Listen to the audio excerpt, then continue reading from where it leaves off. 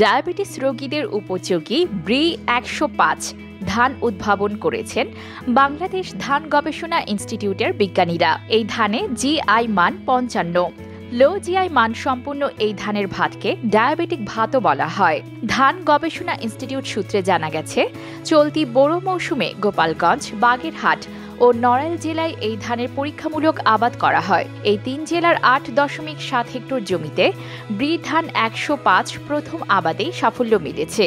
Hectare প্রতি কৃষক ৬.৫ ton থেকে ৭.৫ টন ফলন পেয়েছেন। ফলে এই ধান চাষে কৃষক লাভবান হবে। গত বছরের মার্চে চাষের অনুমোদন পায় নতুন উদ্ভাবিত ব্রি ধান ১০৫। তারপর ব্রি গোপালগঞ্জ আঞ্চলিক কার্যালয়ের গবেষণা মাঠে ধানটি চাষ করা হয়। এটি বোরো মৌসুমের ধান হলেও আমন মৌসুমে বীজ হিসেবে চাষাবাদ করা হয়। এতে আশানুরূপ ফলন পাওয়া যায়। এ জাতের ধান পাকার পরও গাছ সবুজ থাকে।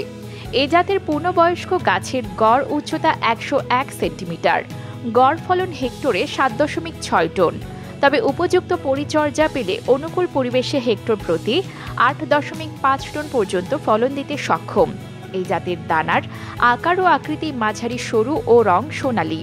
এর জীবনকাল ১৪৮ দিন। কৃষি সম্প্রসারণ অধিদপ্তর জানায়, এই ধানের চাষাবাদ সম্প্রসারণ করা হবে।